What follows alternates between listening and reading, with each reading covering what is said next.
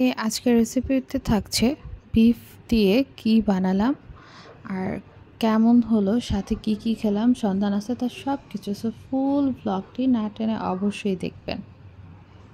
ফেসবুকে দেখলে ফলো এবং ইউটিউবে দেখলে সাবস্ক্রাইব করে দেবেন। সো হ্যালো এভরিওয়ান, আবারও হাজির হয়ে গেলাম আপনাদের মাঝে। আজকে আমরা বানাবো বিফ দিয়ে বিফ ড্রাই চিলি আর বিফ ফ্রাই। এটা আমাদের পুরান ঢাকার মানুষেরা অনেক পছন্দের একটা খাবার। কোরবানি বা এইভাবেও বিফটা ছোট ছোট পিস করে কেটে মেরিনেট করে একদিন ফুল রেখে দেয়, দেন পরের দিন বা যখন ইচ্ছা করে সন্ধ্যা স্ন্যাক্স আইটেমের মধ্যে এটা ভেজে খায়। আবার অনেক সময় চিলি ড্রাই চিলিটাও করে ফেলে, এটা যার যার ইচ্ছার উপর ডিপেন্ড করে। তো এখানে আমি বিফগুলো নিয়েছি, যেটা আমার আম্মু পুরান ঢাকা থেকে একদম মেরিনেট করে বক্সে করে পাঠিয়ে দিয়েছিল আমাদের জন্য।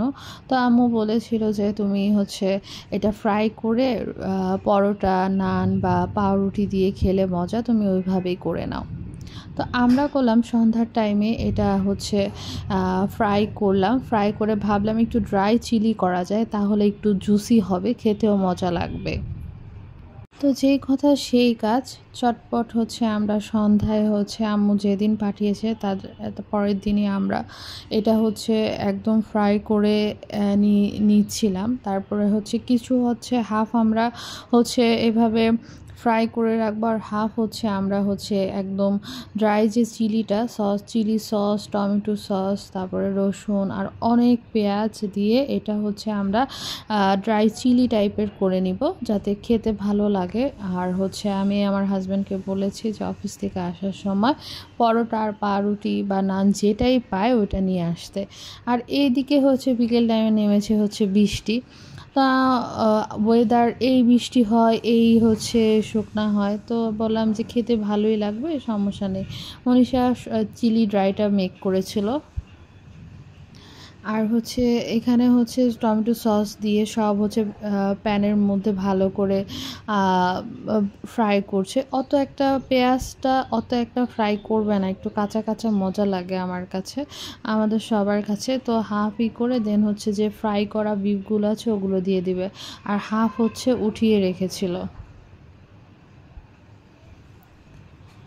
তো জায়ান ঘুমেছিল, ভেবেছিলাম ওকে আমি বাইরের খাওয়া দিব না, তো ও ঘুমে থাকুক, কিন্তু সে খাবারের স্মেলে ঘুম থেকে উঠে গেছে। তারপর কি আর করার, ওকে অল্প কিছু দিলাম।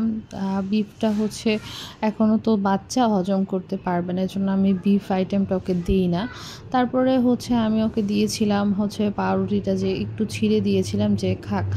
তারপরে বিফ চাইলো, হালকা আমি বিফ একটু দিলাম, সে বাবা এখনও হয়নি, ভুল হলে আমি তোমাকে দিব।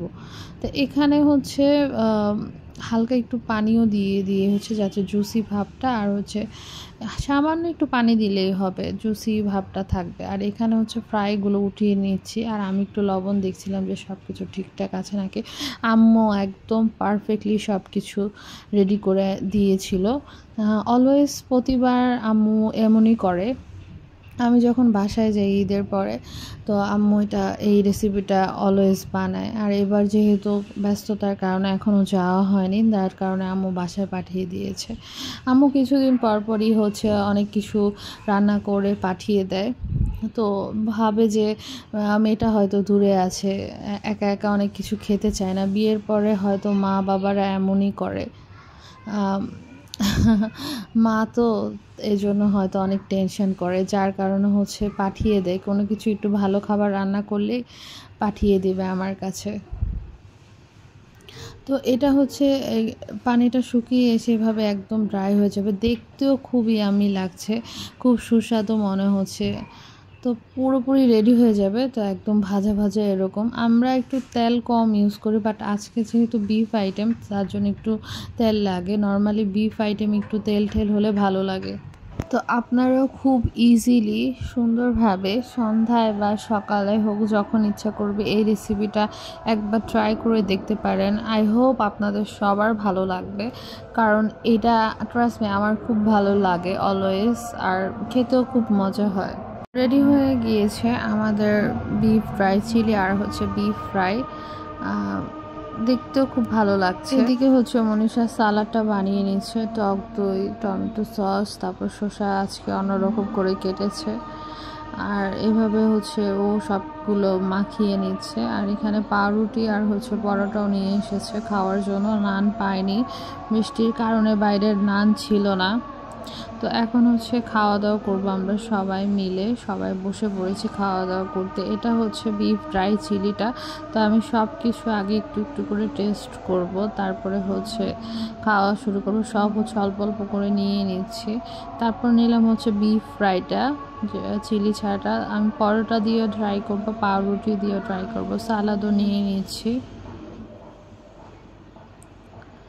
খুব মজা হয়েছে। শুধু শুধু যদি রুটি পরোটা ছাড়াও খাওয়া যায়, জাস্ট স্পুন দিয়ে বাটিতে নিয়ে, ওইটাও খুব মজা।